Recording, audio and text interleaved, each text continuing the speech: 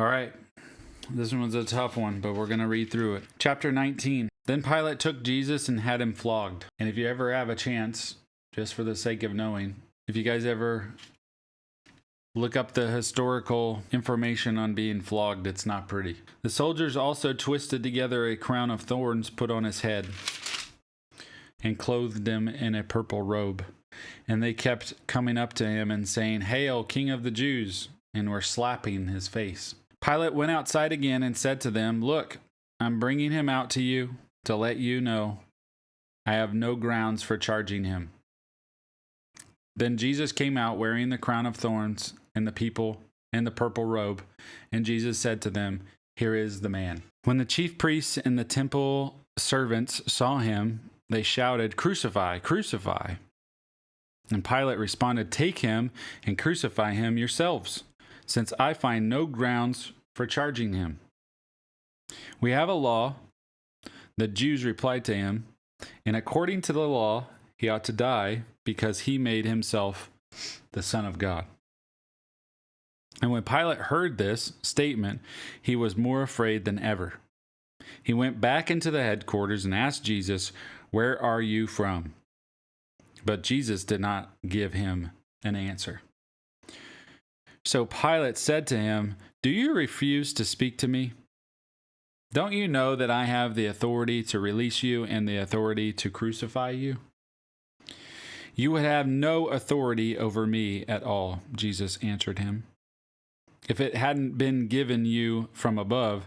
This is why the one who handed me over to you has the greater sin."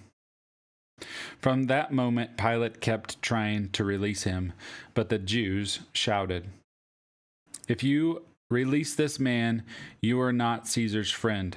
Anyone who makes himself a king opposes Caesar." When Pilate heard these words, he brought Jesus outside. He sat down on the judge's seat in a place called the Stone Pavement, but in Aramaic it was Gabbatha. It was the preparation day for the Passover, and it was about noon. And then he told the Jews, "Here is your king."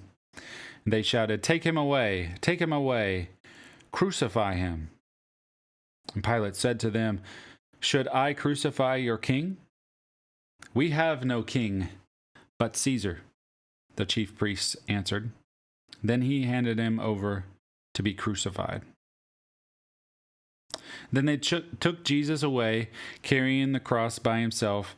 He went out to what is called the place of the skull, which is in Aramaic called Golgotha. There they crucified him and two others with him, one on the other side, with Jesus in the middle. Pilate also had a sign made and put on the cross. It said, "Jesus of Nazareth, the King of the Jews." Many of the Jews read this sign because the place where Jesus was crucified was near the city, and it was written in Aramaic, Latin, and Greek. So the chief priests of the Jews said to Pilate, "Don't write, 'the King of the Jews,' but that he said, 'I am the King of the Jews.'" Pilate replied, "What I have written, I have written."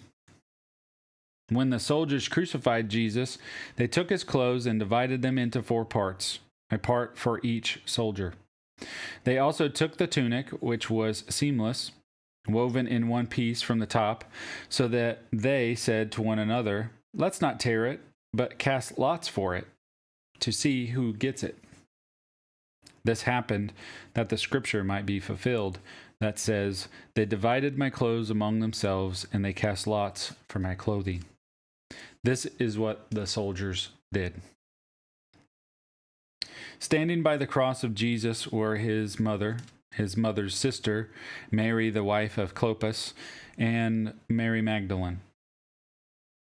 When Jesus saw his mother and the disciple, he loved standing there. He said to his mother, "Woman, here is your son." Then he said to the disciple, "Here is your mother." And from that hour the disciple took her into his home. After this, when Jesus knew that everything was now finished, that the scripture might be fulfilled, he said, "I'm thirsty." A jar full of sour wine was sitting there, so they fixed a sponge full of sour wine on a hyssop branch and held it up to his mouth. And when Jesus had received the sour wine, he said, "It is finished." Then bowing his head, he gave up his spirit. Since it was the preparation day, the Jews did not want the bodies to remain on the cross on the Sabbath, for the Sabbath was a special day. They requested that Pilate have the man's legs broken so that their bodies be taken away. So the soldiers came and broke the legs of the first man and of the other one, who had been crucified with him. When they came to Jesus, they did not break his legs, since they saw that he was already dead. But one of the soldiers pierced his side with a spear, and at once blood and water came out. He who saw this has testified so that you also may believe. His testimony is true, and he knows he is telling the truth. For these things happened so that the scripture would be fulfilled. Not one of his bones will be broken. Also, another scripture says, "They will look at the one they pierced." After this, Joseph of Arimathea, who was the disciple of Jesus, but secretly because of his fear of the Jews, asked Pilate that he might remove Jesus' body. Pilate gave him permission, so he came and took his body away. Nicodemus, who had previously come to him at night, also came, bringing a mixture of about 75 pounds of myrrh and aloes. And they took Jesus' body and wrapped it in linen clothes with the fragrant spices, according to the burial custom of the Jews. There was a garden in the place where he was crucified. A new tomb was in the garden. No one had yet been placed in it. They placed Jesus there because of the Jewish day of preparation, and since the tomb was nearby. And that's the end of chapter 19. And this is where the hope begins, where they're going to see what happens after they lay Jesus in the tomb. This is the Super Bowl of Christianity.